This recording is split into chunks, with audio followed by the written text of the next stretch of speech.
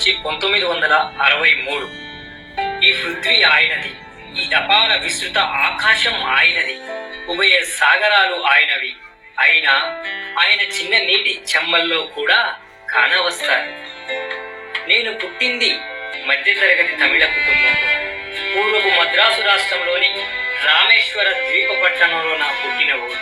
నా తండ్రి జైనులాపి విద్యార్థికుడు కాదు, సంపన్నుడు కాడు. వీటిని మించిన గొప్ప అంతర్గత విఘ్నత, ఆత్మిక ఔదార్యం ఉండేవి ఆయనకి. నా తల్లి ఆశయమ్మ ఆయనకు ఆదర్శ సహచారిణి. ఆమె రోజు ఎంతమందికి వండి వార్చేదో నాకిప్పుడు గుర్తులేదు గాని మా కుటుంబంలో సభ్యులందరికన్నా ఎక్కువ మంది బయటి వాళ్ళు రోజు మా ఇంట్లో మాతో కలిసి భోజనం చేసేవారని చెప్పగలను. నా తల్లిదండ్రులు ఆదర్శ దంపతులుగా గుర్తించబడేవారు. నా తల్లి వంశం మరింత విశిష్టమైంది.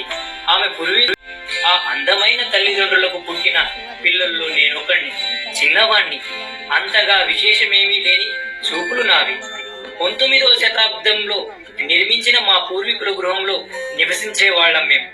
ఇటుకతోనూ సున్నంతోనూ కట్టిన విశాలమైన ఆ పక్కా విల్లు రామేశ్వరం మసీదు వీధిలో ఉండేది.